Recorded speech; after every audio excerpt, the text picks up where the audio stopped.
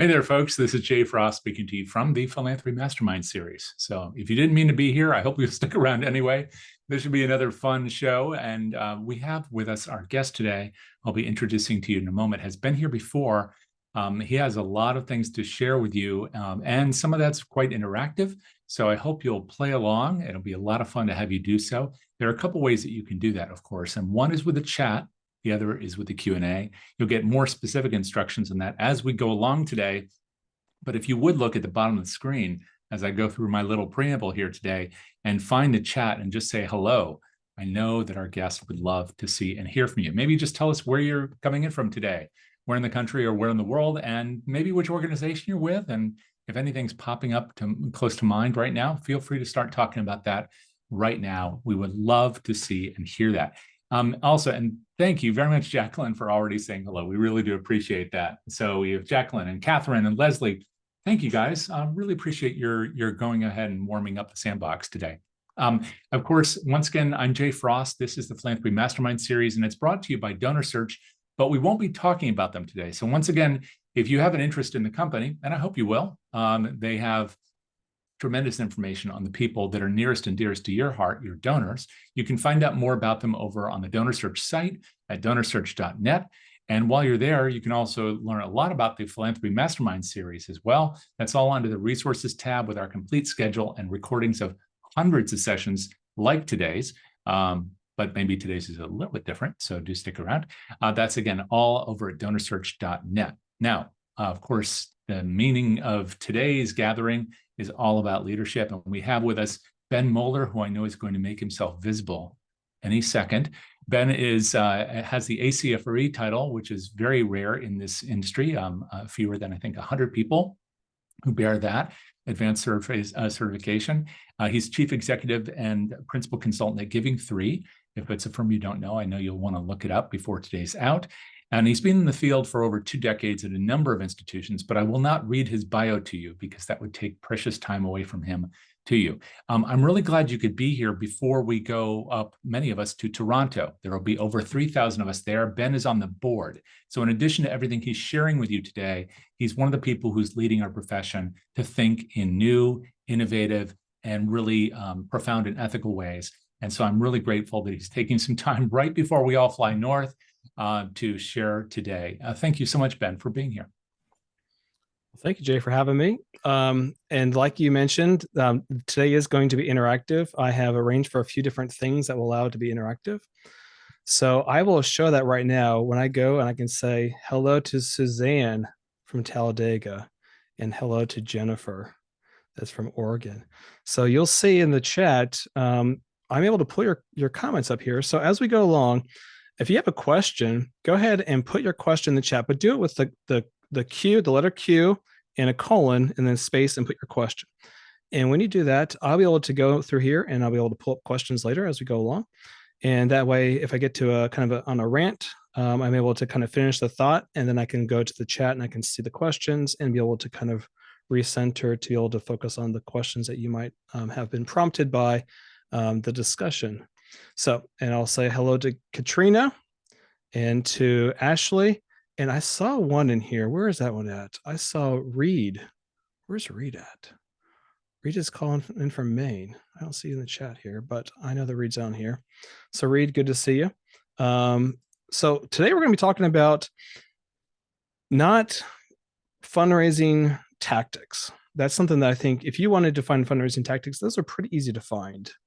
Today we're going to be talking about what I call the critical skills. Some call them soft skills. I call them critical skills.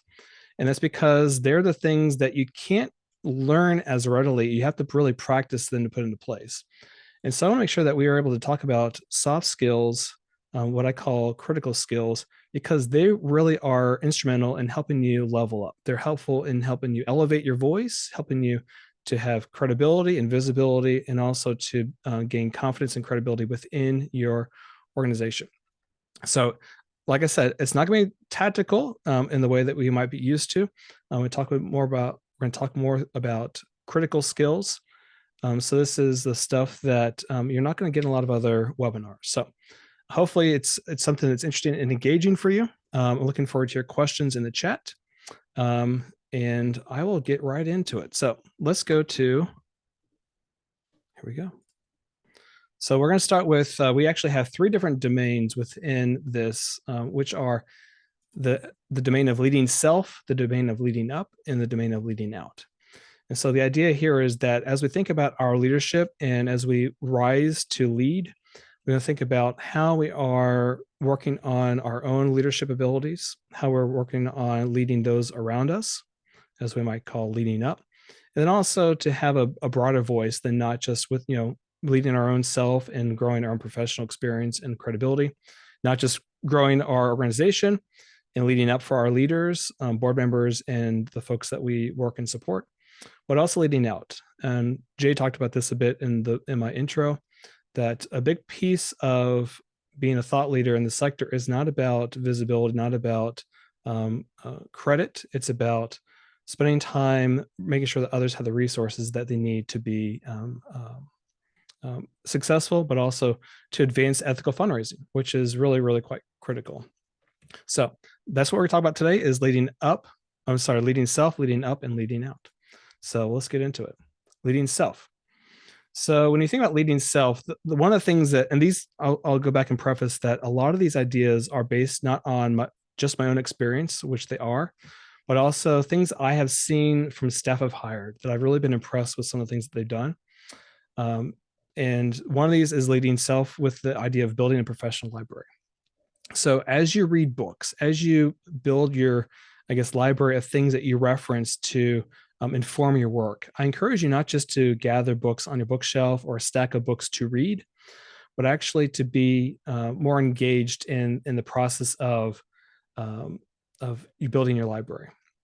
So the idea of building a library is that you're not just looking for resources that help you tactically to do stuff like study for the CFRE exam or to inform your work, but looking to build a library that if a question comes up, you're able to say, oh, I know the resource. You can point to it, that you're able to go to it and pull it up and read from it.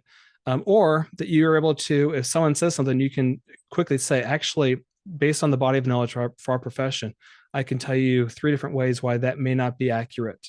And so it's critical that you work on building your library. And I'll give you a couple quick references that are really helpful. I found them very helpful in my career. One is AFP has a series of small books. And if you're an AFP member, small plug for AFP. If you're an AFP member, you can go and download these small books. They're more like monographs. And the series is called the Ready Reference Series. And the Ready Reference Series has basically, it's really just a very useful toolkit of resources. And I know Reed knows about the Ready Reference Series because he worked at AFP and his office was just around the corner from where those reference series books were kept. Fortunately for you, they are now PDFs and you can download them and you can have access to them. And there are resources on how to build an effective board. There's resources on how to develop policies and procedures. And so when you feel like you're stuck and you need resources to help you get started on a kind of a hairy problem, that might be a place to go to start.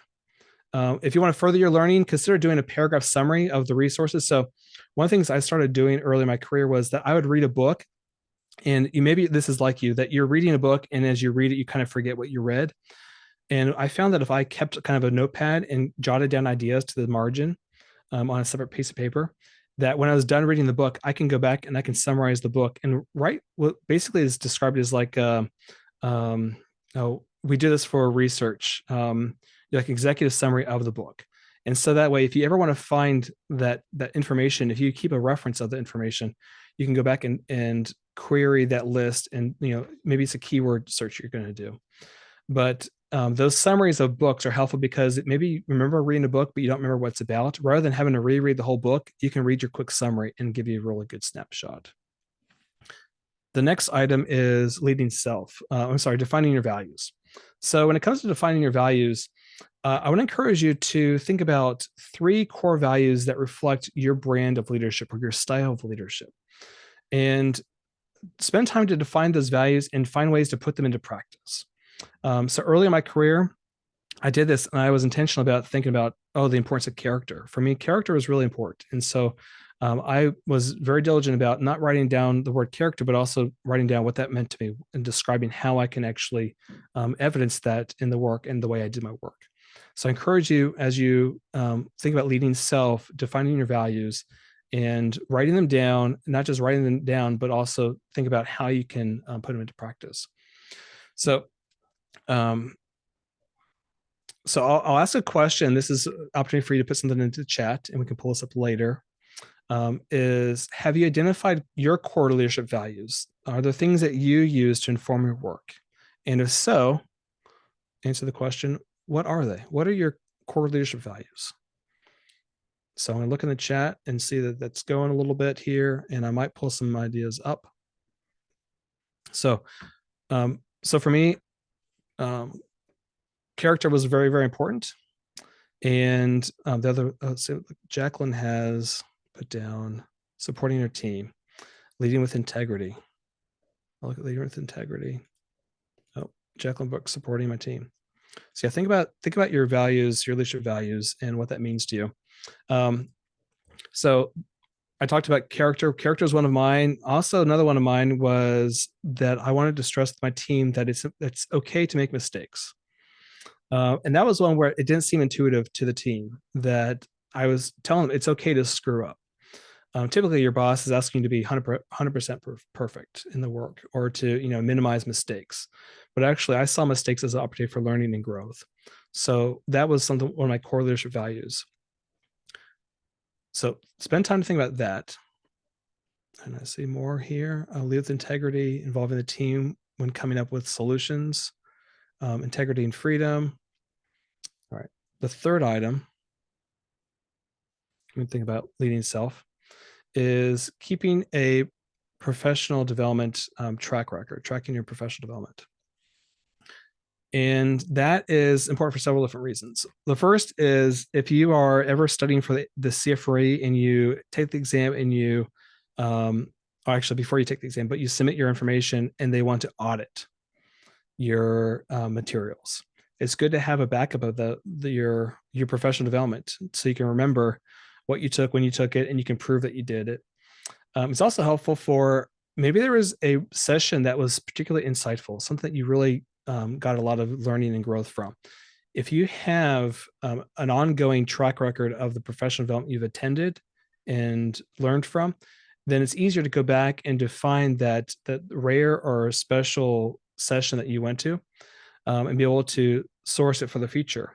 Maybe download the resources and save in a certain place. I actually started doing this thing where on my computer, I would save a folder called professional, and under professional, I had another folder called development. And under development, I'd have another folder called sessions attended.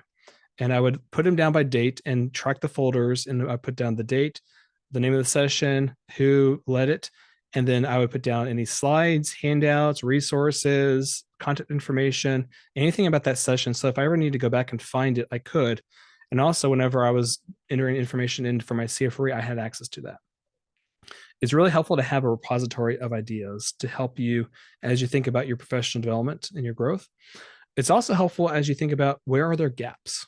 So maybe if you look through that on an annual basis and you look at what sort of sessions are you attending, maybe you're attending sessions that are really focused on your job, tactically doing the job, and you're not spending time learning and growing in areas that are maybe peripheral but important, or areas that would help prepare you for the next job.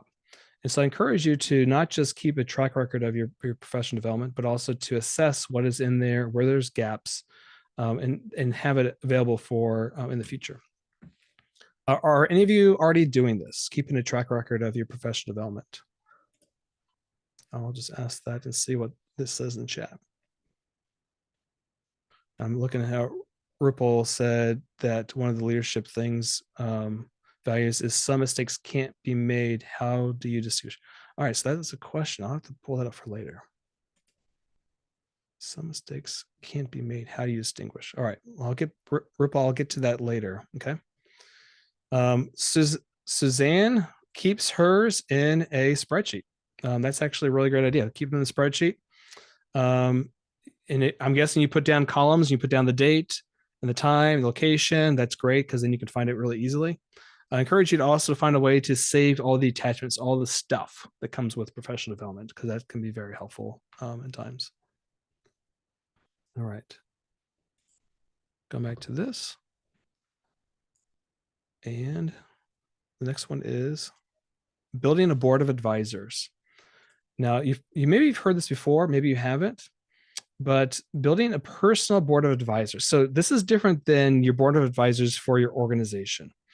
Think about building a personal board of advisors. So one of the things I coach a lot of executives, and one of the things that I have seen from those executives and that I tell folks that are looking to rise and level up into an executive role is that leadership is lonely. And when you get to the point of leadership, you'll either recognize it that you did not spend enough time building the folks around you that you can lean on when you have a question or a problem, or you will really you'll find out when you really need them most the fact that they're not there. Because as a leader, it's really difficult to go to your board and ask them for advice because they're looking to you to be a leader. It's difficult to go to your staff and ask for advice because they're looking to you to be a leader. It's hard to look to your volunteers for advice because they're looking to you to be a leader. So it's helpful to have a board of advisors, folks that you can turn to that know you, know your trends, your behaviors, your past, what you've done well, where you've been challenged, and that you can ask them questions and they can give you frank feedback and not be threatened or feel like they can't give you honest information about how you can be a better leader. So I encourage you to build your own personal board of advisors. So the ways you can do this: first is identify subject matter experts and aspirational leaders that are open to available deep discourse on professional topics. So this is folks that are tactical experts that you can go to if you have a question about, whatever it's major gives, annual fund, whatever the question is that relates to your work. You want to be able to go to someone and be able to ask them questions and not feel like you're infringing on their time. The other thing is to don't just take. When you build your professional board of advisors, make sure that you provide value for the group as well. So you want to make sure that you establish trust with your personal board. You also want to make sure that that they'll seek you in your perspective when they find challenges in their work. So as an emerging leader, maybe they have questions about how to deal with staff. Maybe they have questions about how to navigate some new technology or some new trend that doesn't make sense to them. So I encourage you that you don't just look to people that you can take from, but you look at ways that you provide them value as well. It provides them incentive to want to spend and invest time in you. And I'm looking here, and Ashley says that they do create personal development plans. I'm guessing that's for the question about tracking professional development. So they do create their individual plans. That's great. And Katrina has found an insight there. I love that. So in the chat, on the topic of building a board of advisors, list some places that you may look for potential members of your personal board of advisors. So I'll look in the chat. Where do you think you'd be able to find potential members of this board of advisors? So Rupal says AP members who you've been friends with. Very good. Yeah. And as I look for the questions or the answers in the chat, I'll provide some of my own. So I remember early in my career that I was having trouble with understanding plan giving and legacy giving, specifically the different technical vehicles. And rather than trying to go to professional development seminars or take courses on this, I decided that I would take some plan giving people I knew out for lunch. That the benefit to them was, hey, free lunch, which actually ended up that they loved the conversation. And so they always looked forward to doing lunch. But then the conversation allowed me to learn the technical aspects, but in a way that was very customized. And so it was like my own free webinar, my own free coaching around the area of professional development, just by asking someone to go to lunch. So comments in the chat that I see here, I'll pull them up real quick. If I can find them.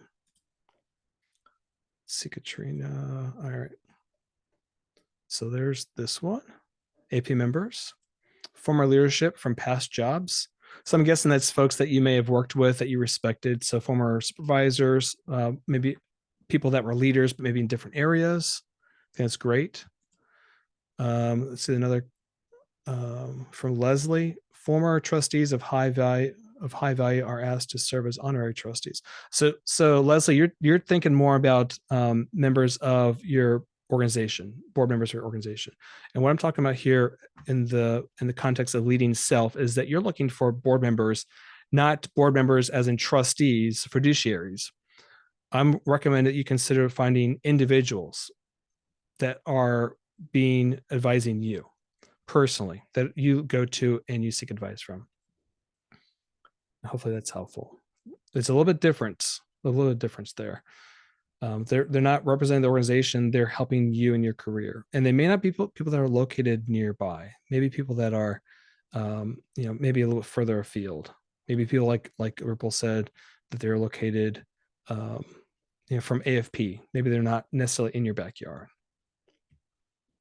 All right, the next one is staying current. So when it comes to staying current, I encourage you to read trade publications. So if you haven't subscribed to philanthropy.com, the Chronicle of Philanthropy, I encourage you to do that. If you don't subscribe, you can always just go to the website and check out the headlines on a regular basis. Look for research articles. Make sure that you're aware when the Giving USA report comes out every year. That's always good to know when that report is out, because you'll be able to see trends and changes in the sector. Subscribe to newsletters, emails, different ways to get information that way you're staying current on the sector. I know DonorSearch has some of these type of resources as well. So you may look at your vendors that you use. Perhaps you're with Bloomerang or Virtuous or DonorSearch or any of the other software providers, either CRM or otherwise. And typically they will release information, sometimes white papers. So I encourage you to do that. So other examples I might recommend are AFP has a magazine called Advancing Philanthropy. It's free for members, and they send out a digital version. You can opt in and get a print version as well. If you're in higher education, there's a magazine called Case Currents, which is very, very good. If you're in healthcare sector, the Association of Healthcare Philanthropy has a HP Journal. Disclaimer, I'm on the advisory board for that publication. But it's also really good. It's targeted to healthcare sector and healthcare philanthropy. I mentioned Chronicle of Philanthropy, of course. There's Nonprofit Times. You can see trends in Giving USA. AFP has, through their foundation, they have the Fundraising Effectiveness Project, which you maybe see trends in that as well. So I encourage you to find ways that you can stay current on current events and find information. And there's the slide. And then the other idea is to begin writing. So this is probably the hardest part of leading self, is not to just consume and absorb, but begin to articulate your thoughts and perspective as it relates to the sector. So the way that I recommend doing this is starting with a Word document. Perhaps it's something that you save in the cloud. Perhaps it's something that you save on your computer or your phone. I do this a couple different ways. I have Google Docs, and I have a running Word document that I keep ideas for posts that I put on LinkedIn. I think later on in the chat, they'll put a link to my LinkedIn. Feel free to reach out and connect or follow.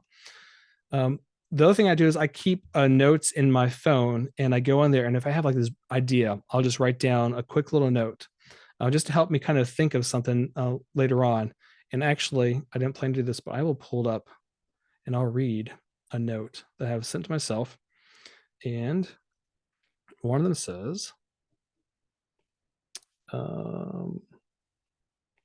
have an article ideas, and one says, Muse management. Describe the concept of Muse management to system engineers, exposed a design flaw with how most professionals apply the concept.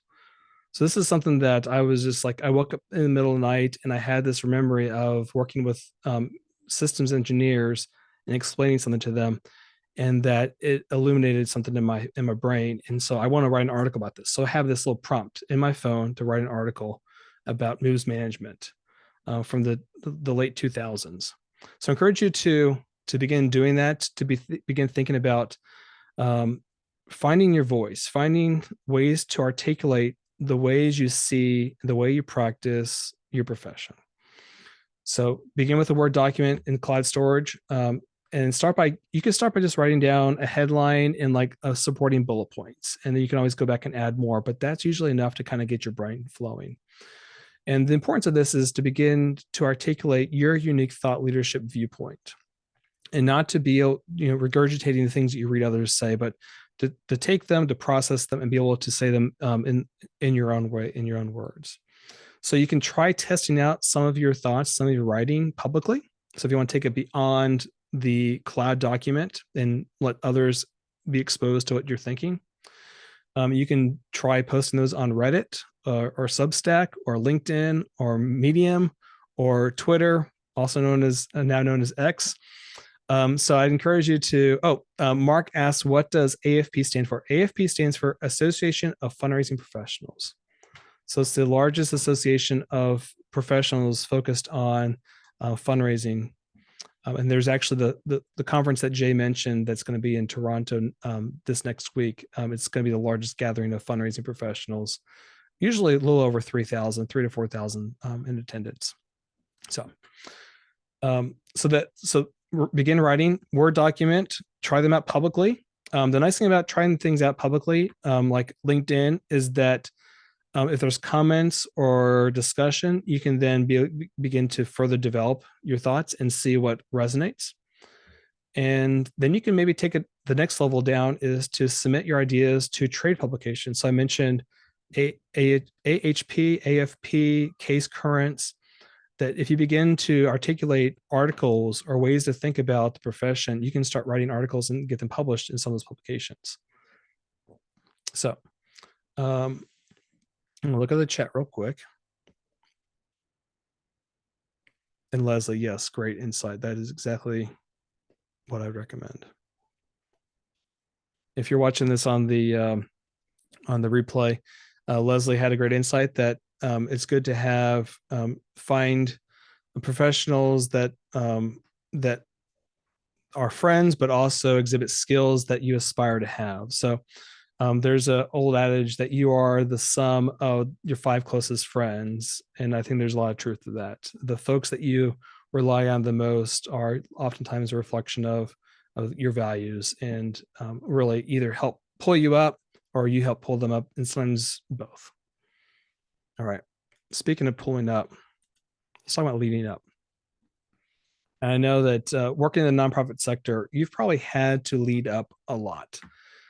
Typically in this profession, that there's a lot of folks that are put in leadership positions that don't necessarily have the experience in being leaders. And so sometimes they rest and rely on the folks around them to help them level up. And so you're going to, in this sector, you're going to get a lot of opportunity to lead up. So I would like to say, though, that leading up is not about telling other leaders what to do. It should really be more about setting the tone and the pace to position those above you for success, not just for them personally, but also for your organization. And if you use this approach of basically modeling the way rather than telling them what to do or talking down to them, even though they're a leader, is that it's going to establish your professional credibility, that they're going to respect the fact that you can tactfully say to them things that help them be better leaders.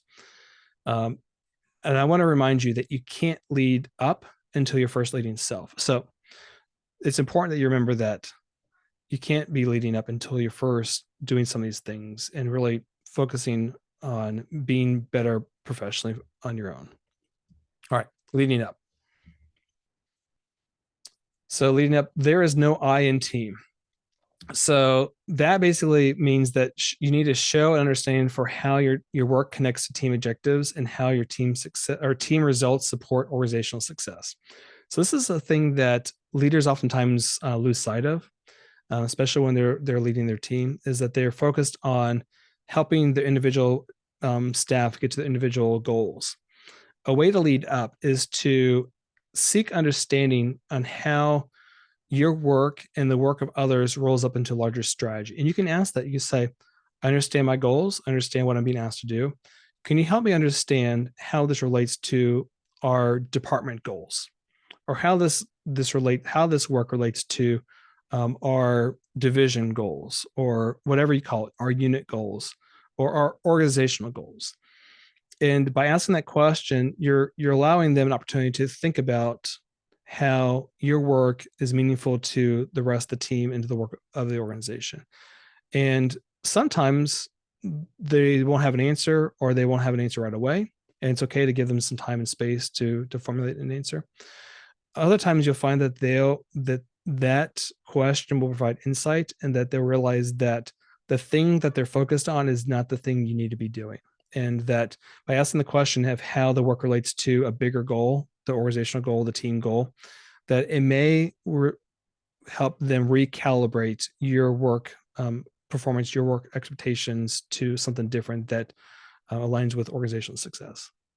So, and I'll ask this for the chat. In what ways can you demonstrate to your leaders above you that you understand how your work contributes to the collective? So this is maybe not asking them directly, but what are ways that you can help showcase or exhibit that you understand how your work is, it leads to team success, or it leads to the work of others.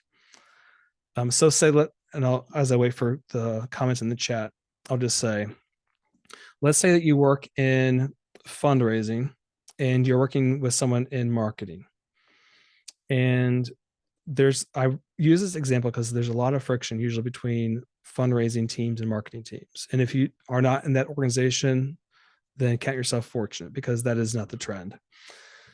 So one thing that you can do as a fundraiser working with a marketing team is you can try to find ways to find stories that showcase the mission in ways that don't necessarily ask for money, but ways that show impact. And that maybe you have a meeting with a donor in which they talk about a specific way that their gift made a difference, or a specific way that they felt inspired to give, and then they tell you a story. If you can capture that story and then give it to the communications team, that might help them understand your angle of why development is important, or advancement, or fundraising, or whatever you want to call it, is important. So I see here in the question, the chat, there's Ripple has, and there's a question. I'm not sure if it's a question, or if it's just a rhetorical. So let me pull it up. So Ripple says, hopefully I'm saying your name correctly. I've said it 1,000 times. Oh, it's rhetorical. Okay. I let the team know why I need the information for a donor with huge potential. Yeah. So not just saying, hey, I need research, but say why you need the research. I think that's great, because they don't necessarily always understand that. Or maybe it's not the research team. Maybe it is a program team that you need to know how many people that they served in the past month, because you have a donor that wants to know how their gift made a tangible difference. This is a great example. All right, going back. So leading up, the next one is model the way. So exhibit the behaviors. I talked about this a little bit earlier. Exhibit the behaviors that you expect of your leadership. I'll say this is also dress rehearsal for when you are in a leadership role. So modeling the way is that you basically practice what you preach, that you want to exhibit the behaviors that you expect of others. So one of the ways that I've been able to lead up is as it relates to the topic of ethics. And an easy way is in a staff meeting, I might say, hey, I'm working with this donor, and there's this question of ethics, or there's this question that came up, and I like to discuss it to help me understand how to approach it from an ethical standpoint. And just by asking the question, you're bringing to the group that conversations about ethics are important. It's a small thing, but it shows that you're willing to model the way. So I'll ask for the chat, what are ways you could model the way? And what are the ways that you could model the way for others as you lead up? And I'll let the comments come into the chat. Giving credit when it's due. I love that. A lot of people think that fundraising staff are all about taking credit, and a lot of leaders will assume credit because they're leading the team. But it's important to make sure that you give credit to those around you that make that help you find success. And I think that also reinforces the idea of there's no I in team by giving credit to those around you. All right, excellent. The next one is leading up. Communication. I'm actually working on an article for AFP, Advancing Philanthropy, about the words we use in the profession. For example, I don't like to use the words annual fund, major gifts, playing gifts. I use words that describe the shared impact that it means to the organization, as well as the impact that it means to the donor. So for instance, I don't call annual gifts annual gifts. I call them sustaining gifts because they sustain the organization. And because those donors help sustain the mission, they sustain the impact.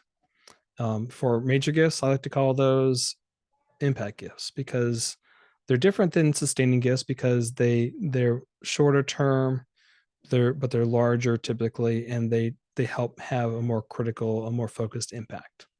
So those are just examples of the words. So communication, communicate clearly, communicate often.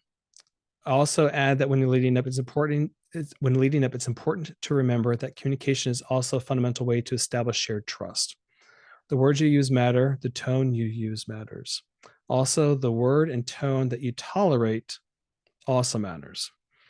I've been in too many rooms where folks will lose a temper and speak unkindly in their tone. They'll be correct and accurate in the words. They'll be factual, but their tone does not communicate trust, does not communicate respect, does not communicate accountability. And so I would encourage you to lead up by challenging the tone that others use, and maybe not in the meeting, maybe not in the moment, but in some point. So practice how you lead up with respect to the terms you use. Some call them trigger words. So they're terms in our sector. Hit them up is one that I've heard a lot from folks that do not understand the sector. And then have you thought about how you respond when leaders use terms that don't align with the organizational values, the team values, or your values, the values that you might have described earlier on? And it's important to do that work now.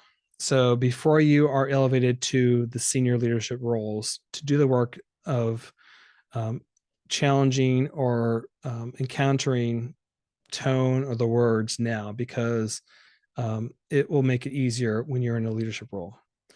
And if you aren't able to, think about, or maybe your reaction was not what you would necessarily recommend for the future. Think critically about how you might do that differently next time. All right. So next is looking horizontally.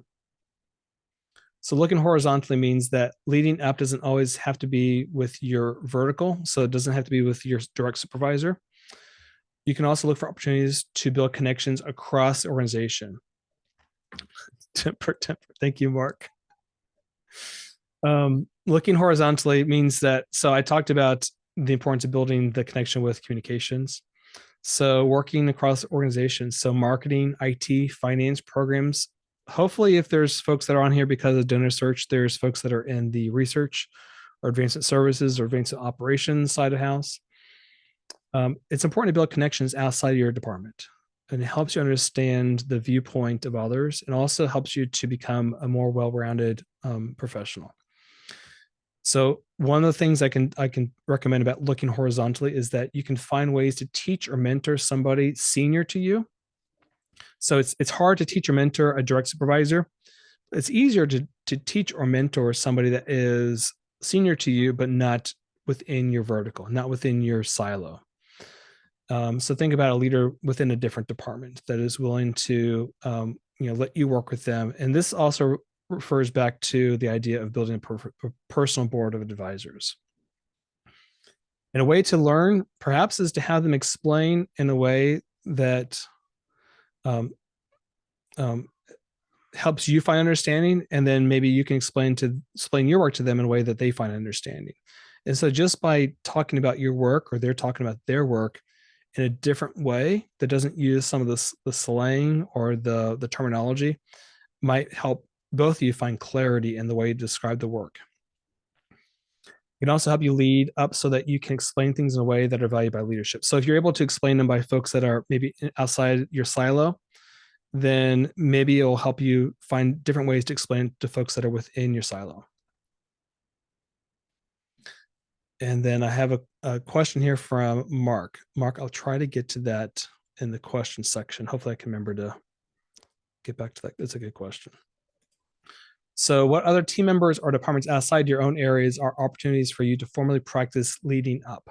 I guess also informally. So think about what are the different departments, divisions, groups, units within your organization that might be opportunity for you to practice leading up. And go ahead and put some of those ideas into the chat. Not necessarily just for you, but also to inspire some ideas from others that are participating today.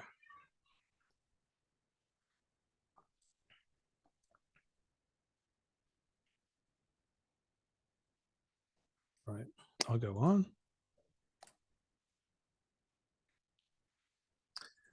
The next is leadership environment.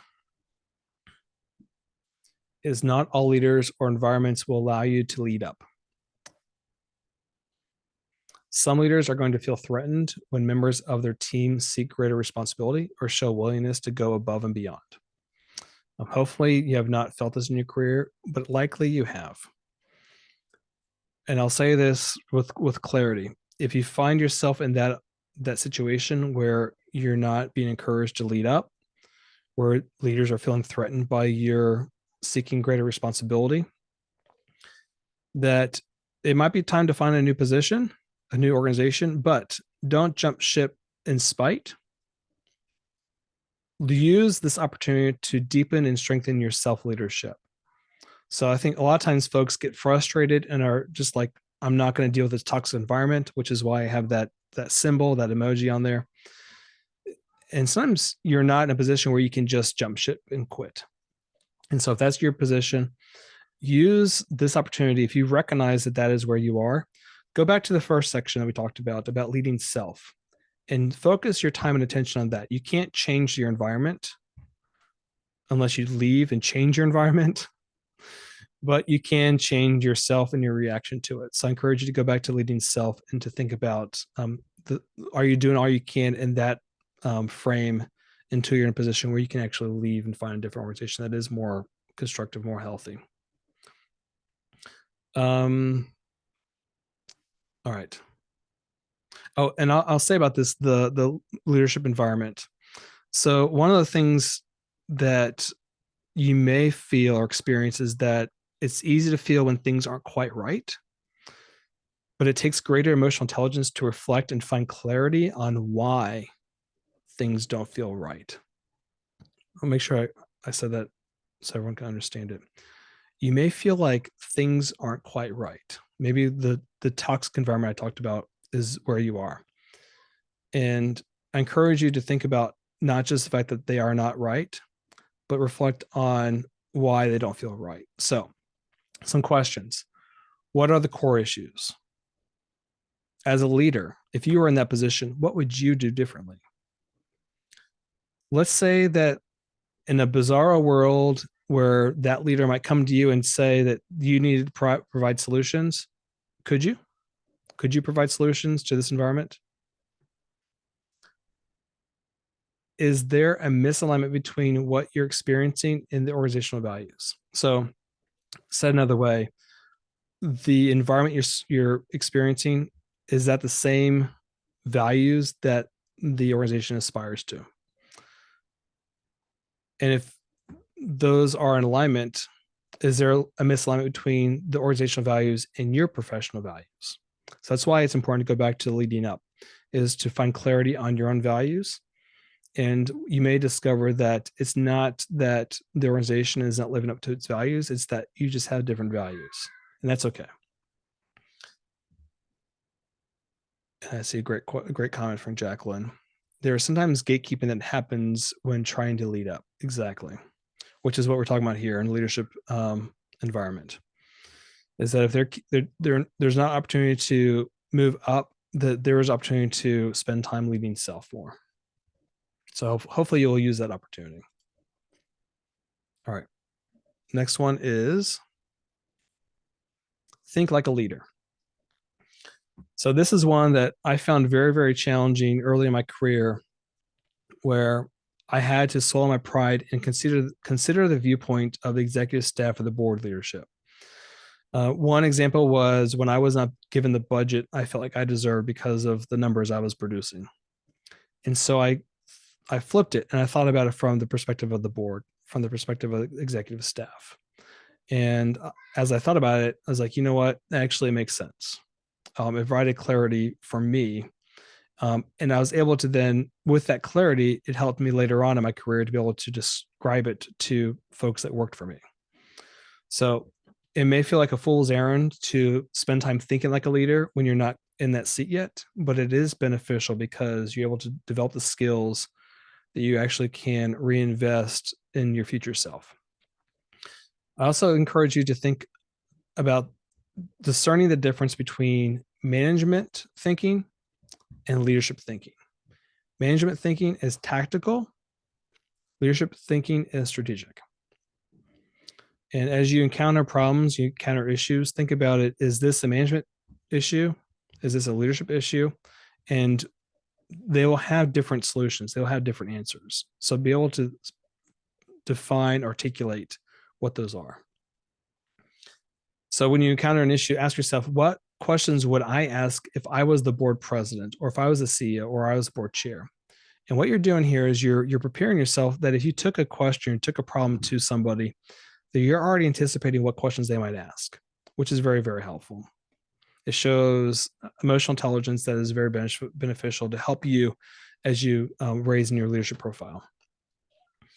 Prepare by identifying those questions, the roadblocks, the resources, the rationale, and speaking to them when you provide solutions. So don't just come to a leader with solutions or an idea, but be able to provide the rationales and talk about the roadblocks, talk about the resources required, and be able to think about it and talk about it in a way that shows that you understand the difference between management and leadership, and that you're able to think about it from the frame of a leader.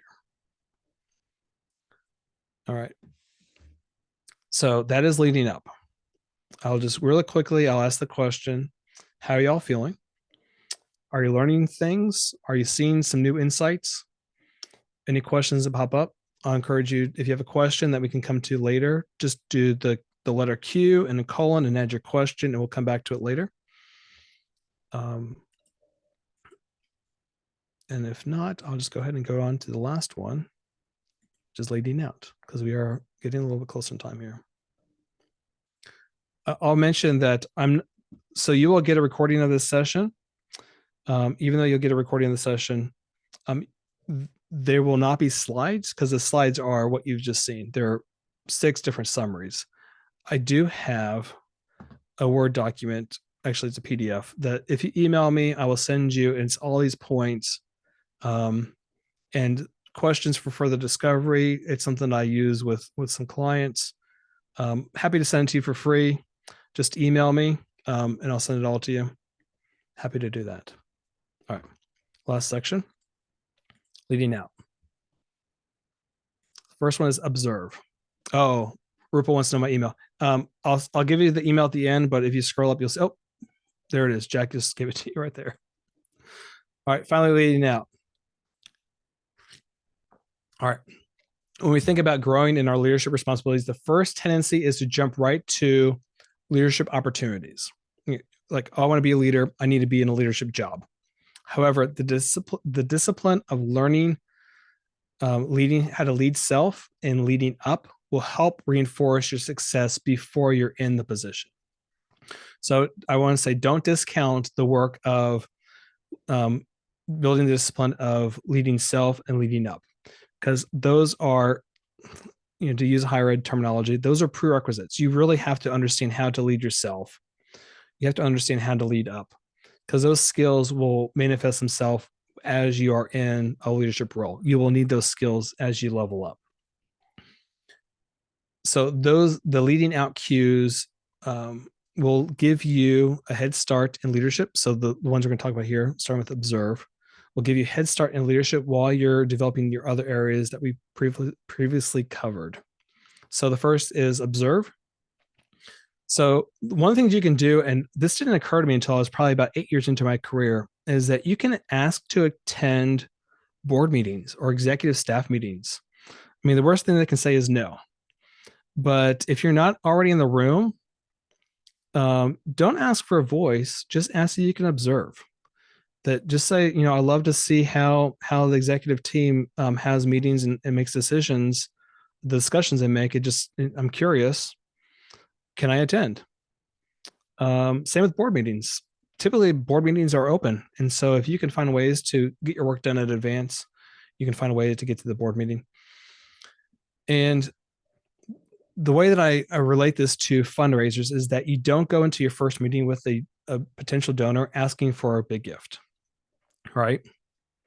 So why would you expect a leading role to go into your first board meeting, your first executive staff meeting without ever having been in that room? So it's important to spend time to actually observe and witness. And to do the things we talked about in leading up is to take assessment of the way the decisions are being made, the way the discussion is going, the tone is being used, that you'll learn a lot about yourself and the organization just by observing. There's a Yogi Berra quote in there. I'm sure that Jay will remind me of the Yogi Berra quote about observing when he comes back. But a lot of governing board meetings are open to the public. So I encourage you that if attendance from outsiders are not the norm, you may have to get buy-in from a manager. You may have to ask for permission to go. But I'll tell you that I've had this happen with staff. When they show the interest, I find ways to involve them. I'll maybe not just attending, but I might say, you know what, since you're interested, I need someone to give a presentation or talk about a mission moment. Would you be willing to do that? And so it's a way, just by showing interest, sometimes you might be able to actually get a chance to lead up. Yes, Jay's got it. You can observe a lot just by watching. That's the Yogi Berra quote. So begin with a quest by being in the room, to shadow, to observe the work. The exposure will give you perspective and will help you ask the right questions when it's your turn, and will help you begin practicing thinking like a leader. All right. I have some questions, but I'm short on time, so I'm going to just go ahead to the next one. Engage in board business. So engaging in governing board business. So I'd encourage you to review the board meeting minutes and agendas, become familiar with the work and the board work, become familiar with consent agenda and how the board meeting works, become familiar with Robert's Rules of Order. There's a lot of things you can do that when you are in the first board meeting and you're actually expected to run a meeting, that you can actually do a lot of practice of just like observing and understanding how a board function, how the Robert Rules of Order work, or as I like to call them, maybe your board doesn't use Robert's Rules of Order, but uses a kind of like a loose manifestation of them, which I like to call Bobby's rules, a little bit less formal. But spend time to become an expert, learning the way that the board meeting works, learning about the agenda, learning about finances, learning about the way that the financial statement, be able to read a financial statement, profit and loss statement, be able to understand a budget. That will help you go a long way as you begin leveling up in any profession. The next one is to understand structures. Study the organizational bylaws, policies, and procedures. You have a professional library. Now, maybe you can examine your organization in comparison to the best practices. Does your organization have a board matrix? Are you recruiting based on different dimensions of the board's need for diverse perspectives and skills and experiences and whatnot? What membership does the board need to have, and why?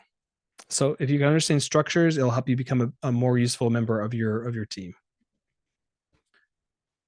The other one is to support recruitment. So one of the ways that you can build credibility within your organization is that you can begin recommending potential board members. say your advancement staff, you're out there making visits. You find someone that is a great ally, is a great donor, is very passionate. Recommend them for the board.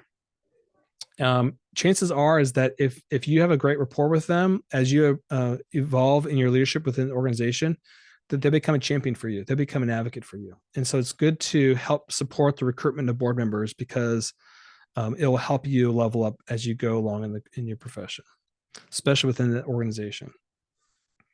Next one is individual engagement. Be available to help individual board member engagement.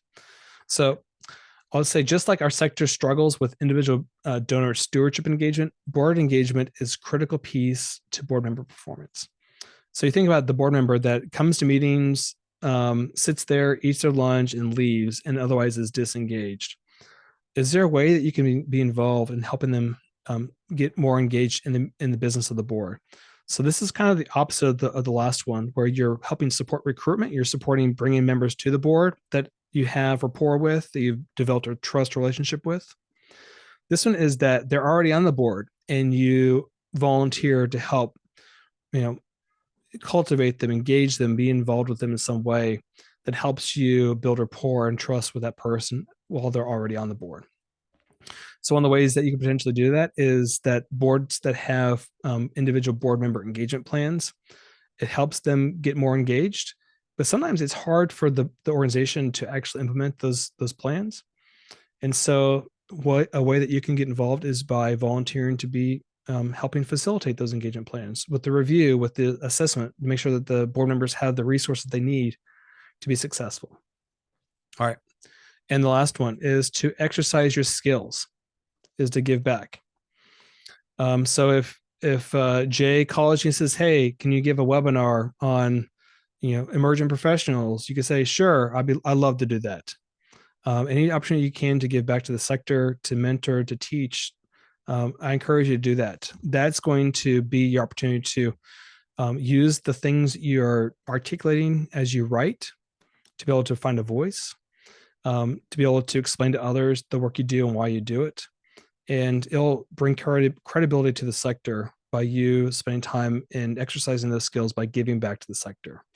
In higher education, faculty call that professional service. I think we can use that term for here as well, is that you want to be providing professional service back to the sector. So as you navigate your way to leadership, it doesn't happen overnight. You have to spend time leading self, leading up, and then leading out. I encourage you to do those things. Hopefully the resources that we provided you are helpful. I'm happy to send you the sheet I shared with you. Here's my information, my email, my phone number, a QR code to add me to your phone. Feel free to email me anytime. I will send you that document, the Word document I mentioned. And I'll go back to the chat just to see if there are any questions. I'll just really quickly search for questions. If you have a pressing question, I think we're right at time, but I'll spend some more time here with y'all answering some questions. And I think Jack can cut out this section if it's over time, but I'm happy to spend some time answering questions. So, all right, looking for I see Jacqueline supporting my team. I don't know what the question was there, but I'll just look for question mark and see what I got there. Always tell why. So that one, I'm not sure what that was. So let me clear out the filter and see if there are other questions that I might have missed. Oh, okay. His rhetorical question. Okay. All right. You have my email. You have my phone number. You know how to reach me. I'm on LinkedIn as well. I really do encourage you to reach out. I'm happy to send you like I said, the Word document. Well, it'll be a PDF, but a bunch of examples, more details than what I had time to describe today. Also questions for further discovery. So a good resource for you to begin thinking about not just what you're doing, but also how, and dig deeper into all of these things. So happy to share that with you. And you do have one question that popped up. Oh, I do. Okay. What was it? Let's see. Oh, I'm not sure. I will not put it on screen because I'll protect the name. But I'll just ask generally. The question generally is, how do you deal with a CEO who is messing up the organization? In my experience, if they are messing up the organization and the board is not rising to its fiduciary responsibility, there's very little you can do. You can bring it to the attention of the board, and that's why it's important to think about becoming more trusted resource to board members, because you can help illuminate things for them. There is the challenge, though, that you may be undermining leadership. You could be seen as being subordinate, or insubordinate. So there are downsides to radically shining a light on that behavior. But typically involving the board in some way is the best way, because that is a front wheel thing the board should be responsible for. I use the example of front wheel. I use an analogy when talking about board governance.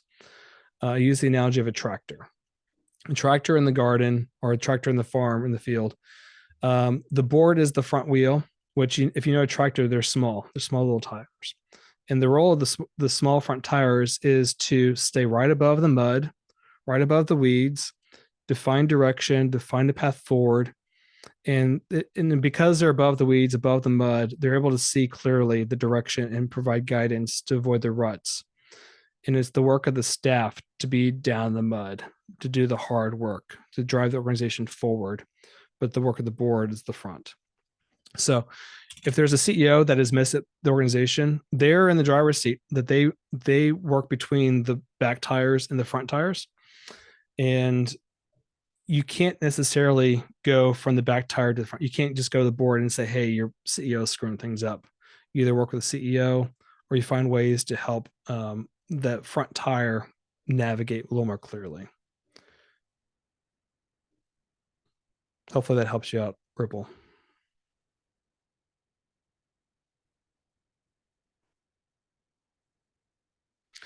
Another question. I'll read it before I put it on the screen. What are some general language you recommend using speaking about other departments? Okay, I'll put that there. What is some general language you can recommend using when speaking with other departments that don't understand the value of working with donors? We often encounter resentment. So if they don't understand the value of working with donors, it might be useful to spend time with them to understand what their work is and why they do it, and understand how you can provide them value. So not start with how they can help you, but understand their work and how you can help them. And if you can approach it in that way, that it might be a Trojan horse. It might be a way to kind of subtly put some veggies into their smoothie to help them understand the value of working with donors. They may not understand it. They may be just trying to get the work done. They may be overworked, understaffed, under-resourced, and they may not be interested in hearing about how donors, working with donors is important. But if you can understand how you might be able to provide value to them and be able to help them understand the value, that might be a way to go about it in a little bit different way that is a little less direct and might establish a little more rapport and trust, and help them understand that you're there to help them be successful. Hopefully that helps, Jacqueline. Other questions?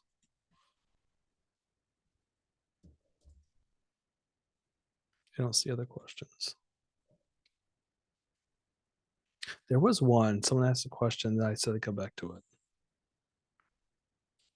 Do you remember what it was, Jay? I don't. I'm sorry. It was from. You're welcome, Suzanne. It's my pleasure. I can't find it. There was a question. So if I didn't answer a question, feel free, just email me. Happy to do an email thread. Discipline is very important for leadership. Yes. Yeah, discipline. So that's a comment from. Let me just see if I can find it real quick. And Ben, as you're doing that, maybe one to add, and that one just popped in from Leslie, so I don't want to intercede with her question, but I'd love to hear your thoughts on kind of a switch up for what Rupal talked about with CEO difficulties. What about with board difficulties? The dynamics are slightly different there, and maybe who's in the driver's seat and who's the front wheel. But Yeah. Yeah, oftentimes, so there's actually really good research, and this is why I recommend you create a library. There's a book called Governance is Leadership. It is by, I know where it is on my bookshelf. It has red and white, Governance is Leadership, and it talks about there's 4 different frames of working with the board. One is autocratic, and the autocratic is the CEO is doing the work for the board. You have another frame, and I'm totally going off of memory. The other frame is that you have basically a disengaged board and disengaged executive staff, which is basically autopilot. And then you have sometimes a board that is doing it by, I guess, fiat. Actually, I think I got fiat and autocratic reverse. But basically, the board is not doing just management, but is also doing not just leadership, but is also doing management. Is getting out of the fiduciary, getting out of the governance, and actually getting into the tactical and directly working with staff, which is not healthy. There you go. Governance is leadership, reframing the work of nonprofit boards. Thank you, Jay.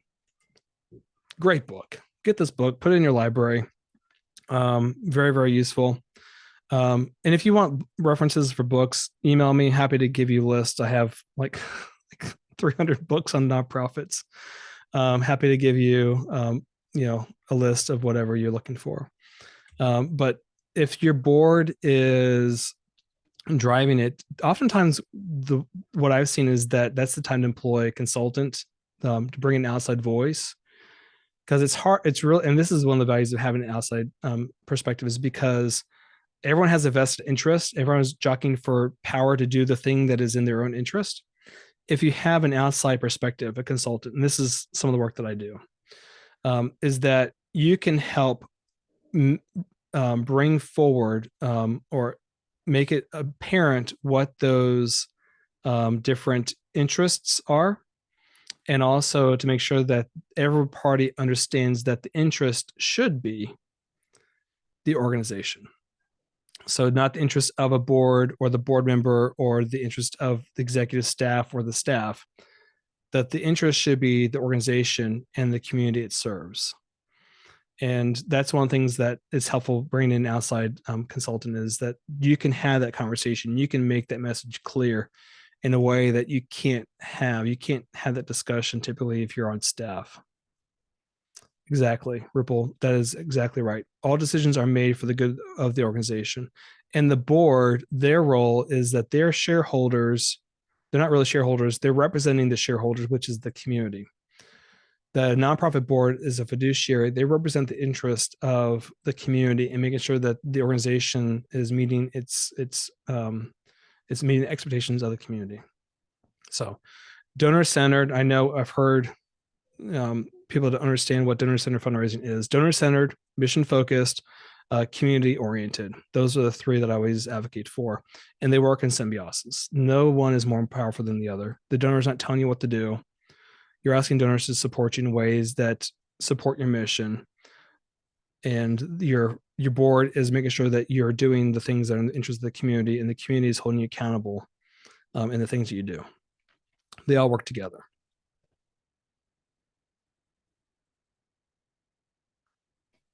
Other questions?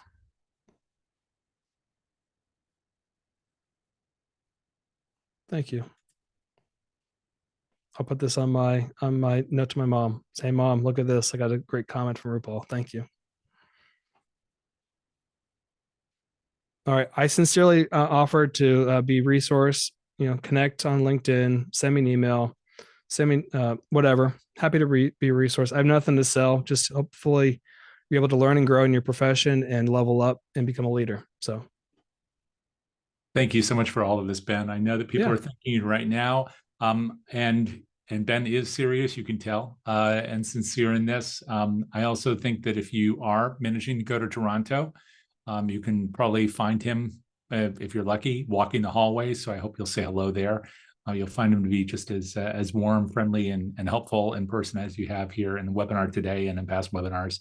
We'll make sure that you receive a link to this recording so you can share it with colleagues. That'll be coming to you in the next 24 to 48 hours. Plus, we have a past session with Ben, which I think you'll enjoy as well. So we'll make sure that you have a way to see that too.